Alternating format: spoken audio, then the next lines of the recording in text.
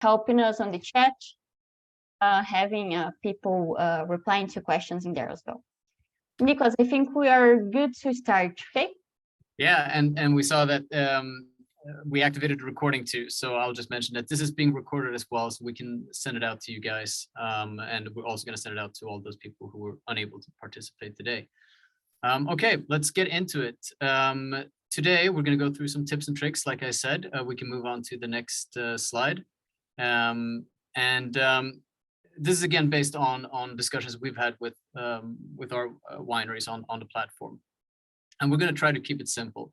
But we've put up 4 different categories or items we want to go through, and we call these uniqueness, visual content, the calendar, and the price management, and then turning your strengths into weaknesses. And we'll just jump straight into them. The first one. So this is what you can do to boost your profile, right? And I think what we all want to do at the end of the day is make your profile more attractive for you to drive more bookings, right? So that is the context here. And we're going to try to be hands-on to the best extent possible. So what can you do to make your experience more unique? I think the key here is to understand that you have to see this from the visitor's perspective. Remember, we're a marketplace for wine tourism, and we get thousands and thousands of visitors on the site every day. And they will see, they will have most likely a place in mind where they want to go and do wine tourism, and they will be browsing on the website, and they browse a lot of experiences. So you have to be unique, and you have to make your profile stand out. And my very first thing I want to say is, dedicate time to the text in your winery profile, because I think there's a tendency to kind of I know what my profile is about, I know what makes it unique, and I know why it's great. But you have to get that onto paper or onto your profile text, and really try to convey what is it that the visitor can expect when they come to your winery, and really make that super clear in the text. Yeah, a lot of the time we talk to wineries who have these fantastic experiences, but then when you read the profile, it doesn't really translate into the profile. So the simple advice is, spend time on your profile, on your text profile. That's the one part. The other part is, how can you make your wine experience more unique? Well, we all think about wine tastings, right? Almost every winery or every winery will have a wine tasting. I think there are very few that don't have a wine tasting. But here, with little effort, I think you can leverage other parts of your surroundings to offer even more wine experiences. What makes the wine tasting a wine experience? Well, if you make it interactive somehow, like you can have the visitors, in many cases, just go out into the vineyard, right? Or you can have them try their hands at mixing their own wines. Or you can source in some of the local ingredients from the local butchers or the cheese shop or whatever. You can take these small steps to easily combine your wine tasting with another activity. And this little touch, it does a lot actually for the attractiveness of your experience in the eyes of the visitors. And we have this little graph here, which you guys can go through at the end. Personal touch, storytelling, like this, intimate, familial feel, because what you want to give the visitors is a memory, right? Not just a wine tasting. So I may be kicking in open doors, but everybody has a great, unique wine experience. But what we see a lot of the time is that's not being translated into the profile text. And I guess that's like my main point here. Please do spend some time on the profile text, because visitors read it and they make their decisions based on that. Yes, yeah. Niklas, something else that people decide going on tastings is not only the text, but also the images. And I think that's something important in the second topic of the presentation. So about the visual content. Yeah. Let's move on to that. Let's move on to the next topic. So visual content. Here, we just wanted to be like really simple about it. We have some do's and don'ts. And imagine, I talked to Niklas already and the other teammates about this example. Imagine that you have someone coming from, let's say, the United States. They're going to Europe. In this example, people, they can only know how the experience is going to be like, seeing the text, seeing the pictures, and trying to imagine how it will be. So here, of course, we want to do our best to present this idea to the customer. And what are some do's that we want to see on the website on winetours.com? The first one, show the experience. And here in this case, for instance, this image, maybe you can see and already imagine that this is about a wine tasting and food pairing. So people can understand what they are going to have with that experience, okay? It would maybe could be different, for instance, a picnic, dinner, lunch, or, you know, visit amid the vineyard. So we want to translate this, the experience that people are having, into pictures. And then the second example that we have here is to show the winery or the vineyard. Again, like this is maybe like one of the most special things that people are looking for, like a beautiful place to go, something that they will probably remember, they will mark their lives. So pictures, they really are something that will be decisive for the customers to book a tasting on the end of the day or not. The last point that we bring is to show the panorama or landscape. And here, why do you think this is important? Sometimes visitors are looking for specific countries or regions to travel to, especially when we speak about wine and wine tourism. So here, take advantage of the place you are in to show this to visitors.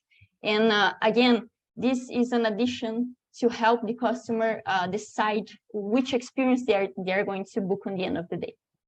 Then, of course, which are some of the don'ts, things that we want to avoid on the website. And this happens a lot, and that's why we're bringing to you. Avoid having blurry images or even low resolution images on your profiles. And here, should we have like a professional photographer going with you on the tour, or going, you know, to the winery to have like, you know, perfect pictures? Not at all. We know that today most of us have a cell phone that could do the job. Could take some nice pictures with beautiful scenery, having a good lighting, so we can use that in our advantage to have nice pictures on the profile. This can do wonders. The last don't that we, of course, want to avoid in here is pictures with no context. And what do we mean by that? Sometimes we think that we have a nice picture that maybe shows some machinery of the winery, or, you know, something at the vineyard that maybe the picture is interesting, but when we put it into the profile on the context of the experience, it does not look good. So I try to avoid these pictures, okay? Good. And then maybe you'll be asking, what is it about pictures on winetours.com? I am finding some difficulty to understand the pictures that you have on the website. Okay, don't worry, we'll cover this out. We have essentially on the website 3 types of pictures that you'll be working with. The first one is the main header image. That's the main picture that people will see when they come to your profile or to your experience. We are looking for pictures here that are horizontal or landscape, usually from the 1500 to 500 pixels. So think about these pictures that are landscape. And of course, high quality, avoid blurry and everything. This is main header image. Then we have also main image. This is a picture that is going to be shown on the search. So when people are searching for instance, a country or a region, and they have many different wineries, guides, or experience, they will see this picture in there.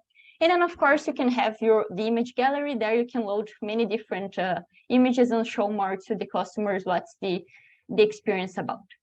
That's all about visual content. Now, proceeding, I want to talk to you a bit about the calendar and price management. Of course, here we also know that's a huge topic. People are really interested about it, and we know that we want to give you flexibility to work with calendar and with your prices. First thing that I wanted to show you is how the customers see the calendar. So if you're a customer going to our website, going to winetours.com, that is the calendar that you'll see. Imagine that you're on the experience, you see a beautiful wine tasting and tour with some guide or with some winery at that location. That's the calendar that you'll see. So here you can see that you have dates available. You can have different hours available that people can select. People can also select different languages to have a tasting with you. And of course, here attached, you have a price. Some main points to consider about calendar. This should be always as best as it can be updated. This is really important for us to have updated dates from you. So when people are on the website, they are going to book, they will have a confirmation from your site. And this, of course, it happens to us a lot, that sometimes the customer, they are having high expectations for a tasting, they go there, book, and then unfortunately the winery, I don't know, maybe they're not even open during the weekends. So think about this. If you know that you already will be closed for weekends, let's say, or for a specific day of the week, go to your calendar and make that date close. You can remove days for the calendar.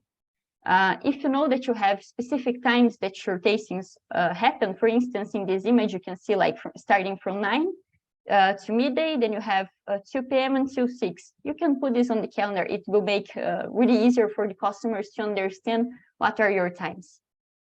Then the third point that I have in here is something that people ask a lot. How does that work, the bookings, how the bookings work? And here we want to offer you the flexibility to deal with that with 2 setups. The first one is bookings on request. So customer will go to the website, they will find your experience, they will click to book, you receive the email, and then you can confirm your availability or not. That is great for wineries and guides to have flexibility. But then we also have another setup, which is quite interesting. We're seeing this being looked for customers nowadays, which is the instant booking, which essentially means that customer goes to the website, they click to book, and everything is confirmed. Here, I know that Niklas may want to say some advantages of having the instant booking on your profile. Yeah, I'll just mention the. Thanks, Ana. I think you explained that very well. I mean, when we're talking about the calendar, I think this is the core of, if there's one thing from the takeaway today to make your profile successful, it's to keep your calendars updated. Exactly. And I know that everybody at the wineries and also wine guides, of course, all people who provide experiences are very, very busy. But we do know that the more you keep your calendar up to date, the more bookings you will get. I mean, it's that simple.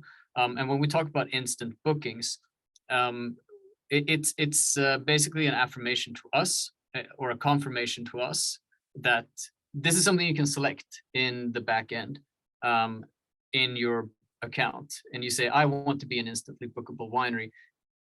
And when you do that, you commit to saying my calendar is always 100% up to date. And that's your commitment.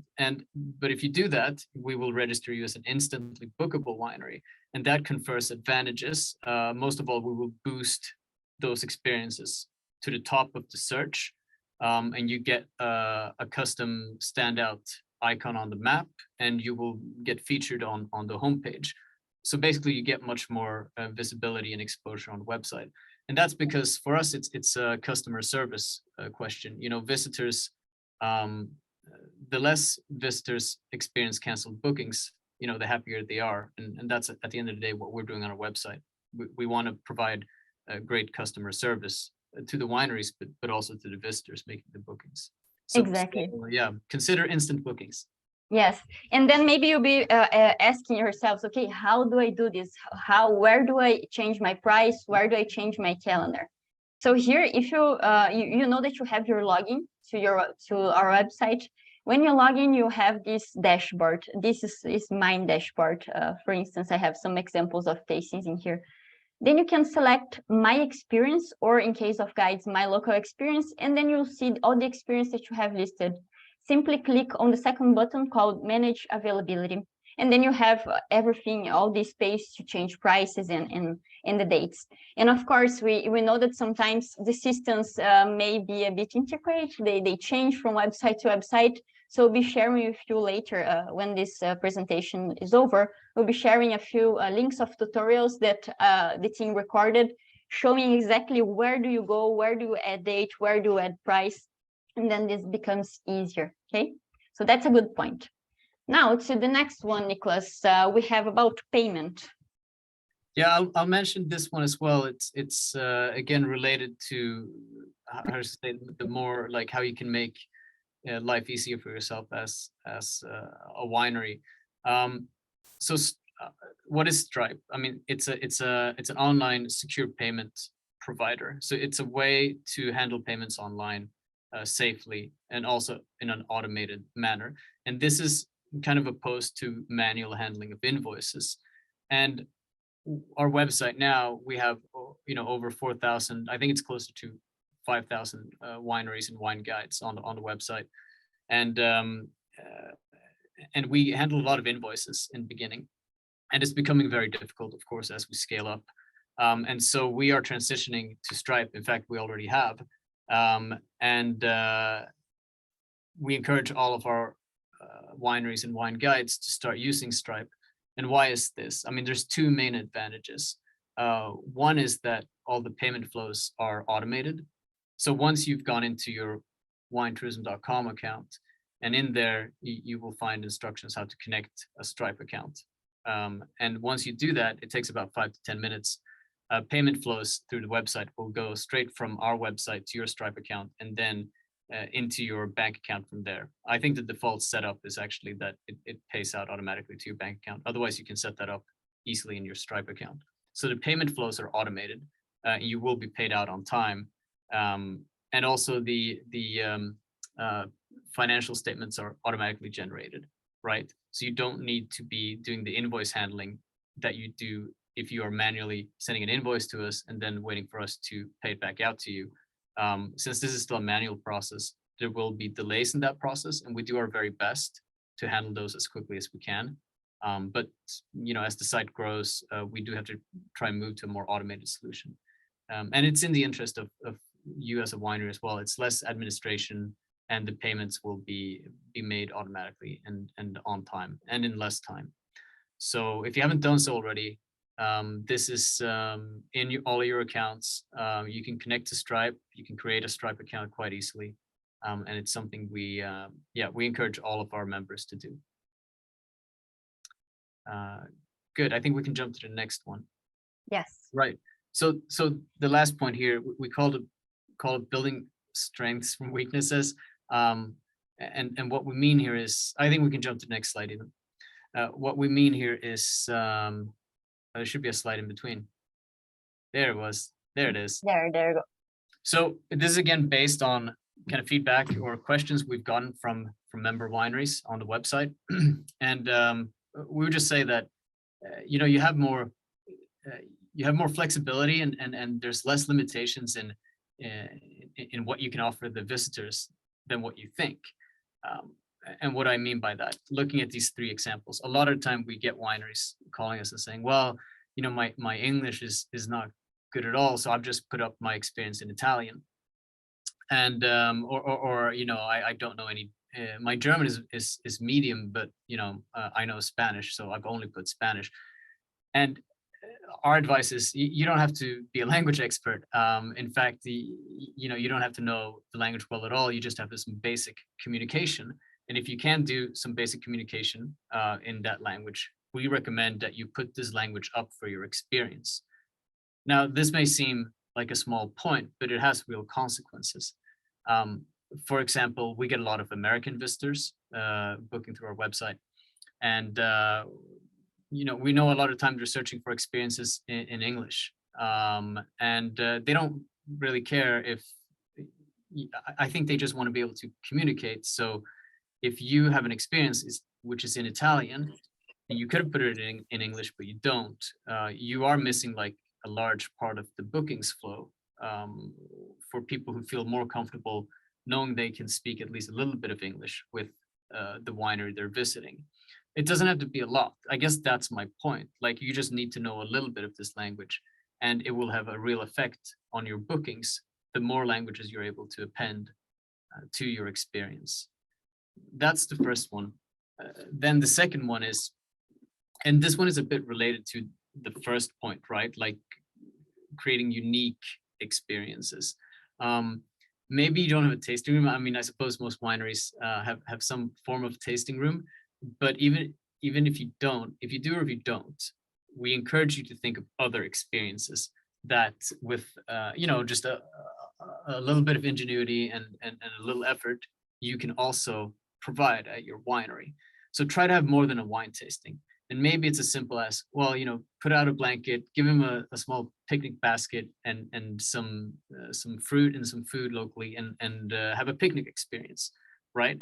It makes a huge difference if you can offer, if you have a wine tasting experience and then you have a picnic in the vineyard experience. I mean, this really resonates with a lot of people. So do take some time to think about what other experiences, especially if you only have one, which we assume is going to be a wine tasting. Take some time and think what other experiences that you can also post up for your winery, because you're able to kind of cater to different crowds depending on the different experiences that you have.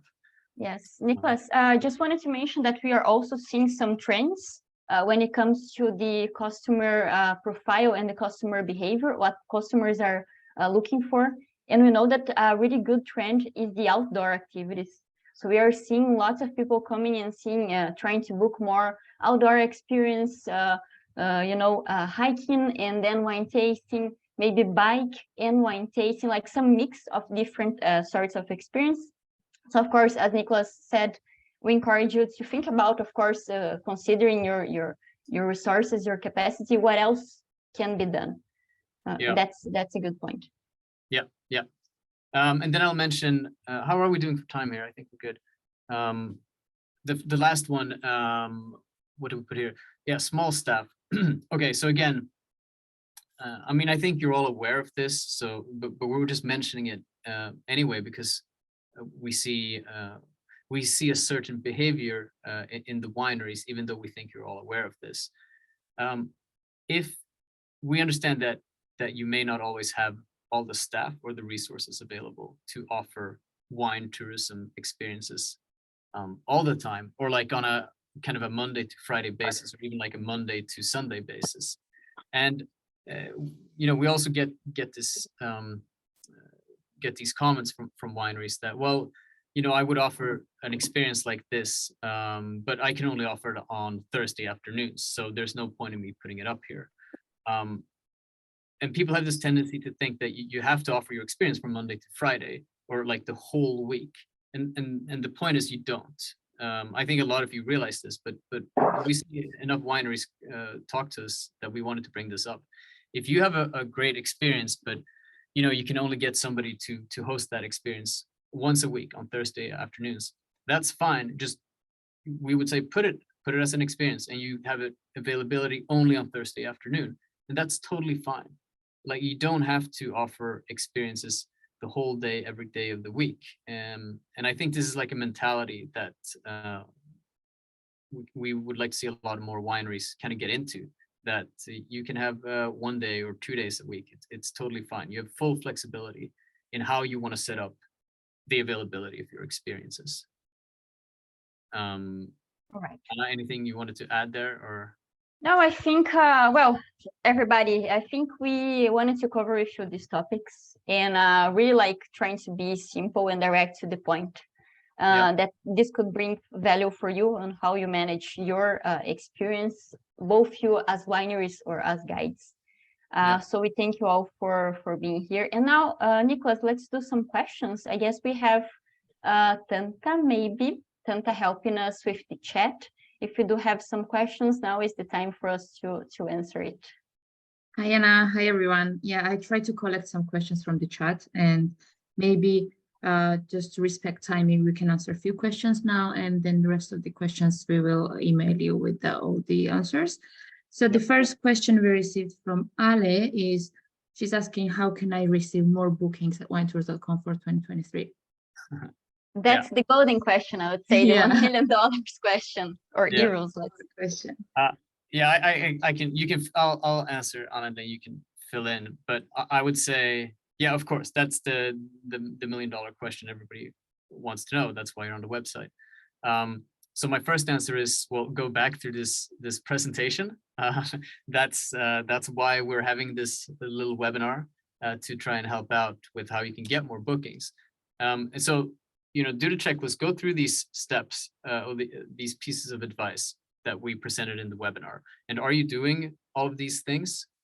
as a starter, I think that applies to a lot of wineries, just going through these steps and making sure that they have you know, a good profile text, that they have great visual content. I mean, that goes that can be repeated, like the importance of pictures.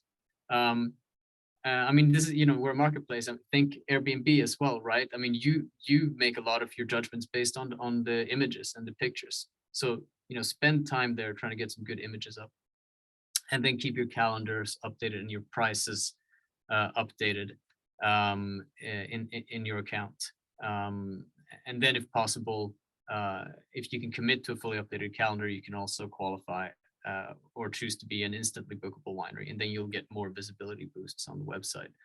So I would say, I think that's a great start. Ana, I don't know if you want to add. Yes, one more point. I think if you do opt for booking on request, which we totally understand, that's a good setup to go.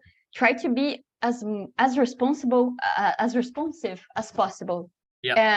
How does that work? We send you an email or we call you, and we want to get your confirmation. Will you be at the winery at the time? Can you receive visitors? If you have that answer soon and fast, we already get back to visitors, we confirm everything, and then our success rate with the bookings is way higher.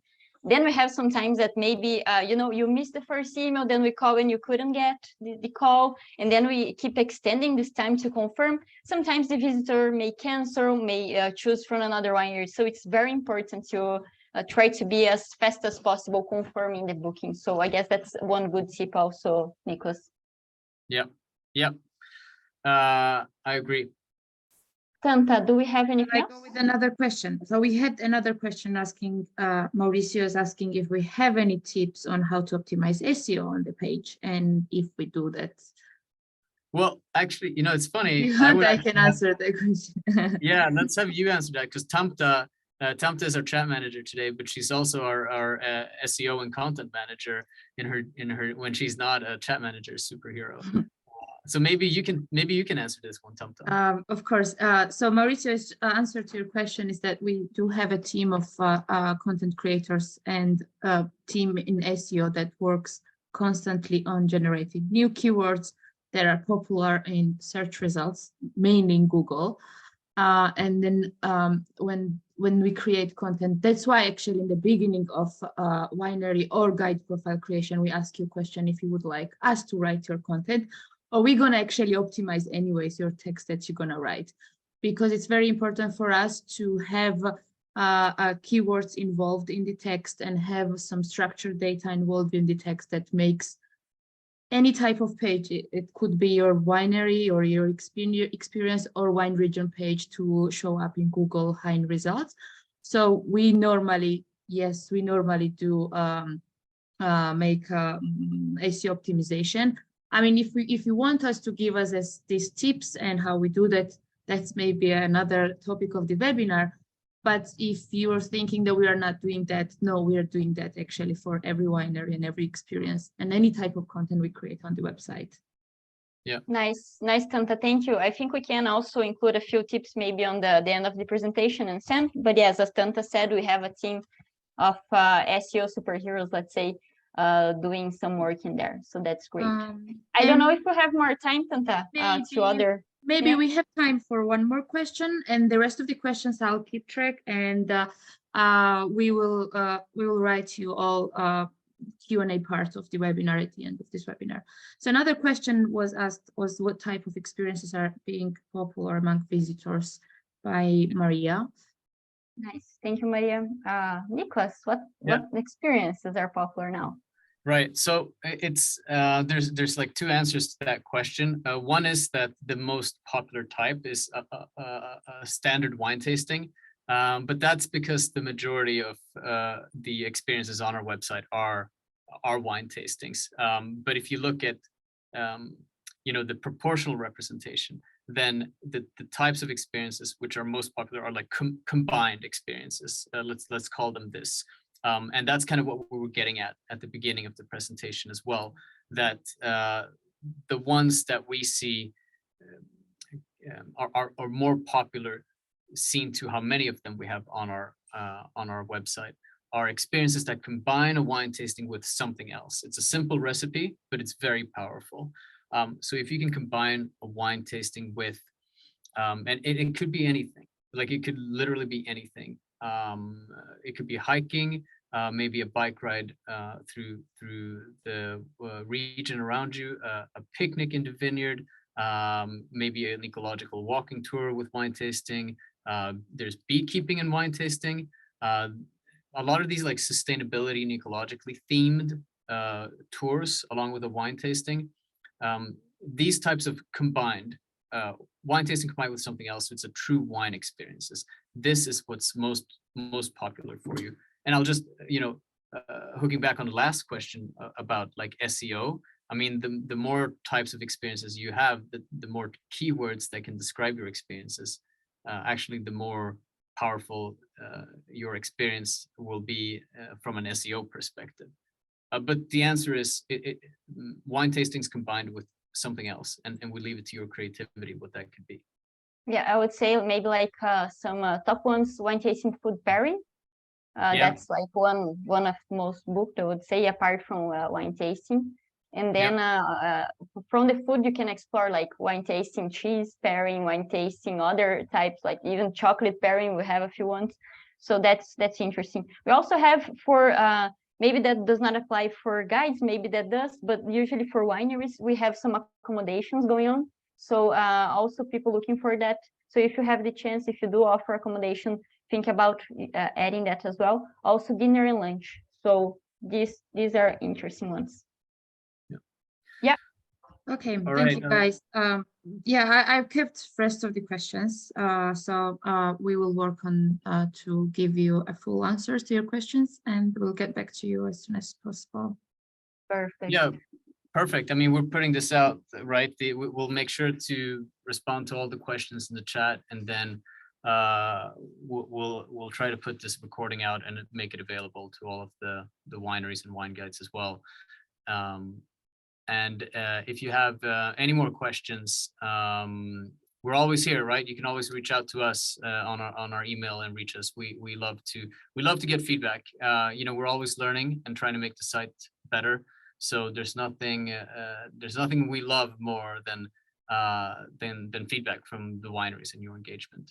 So yes, Niklas, I think that was a great webinar, right? And now we are with time's up, and I would like to thank everybody for joining us. It was a pleasure having you here, and I will send you all this great material later on. Sounds great. Okay, thanks a lot, guys. Thank you for coming. Thank you, everybody. Bye. Bye. Have a great afternoon. Bye.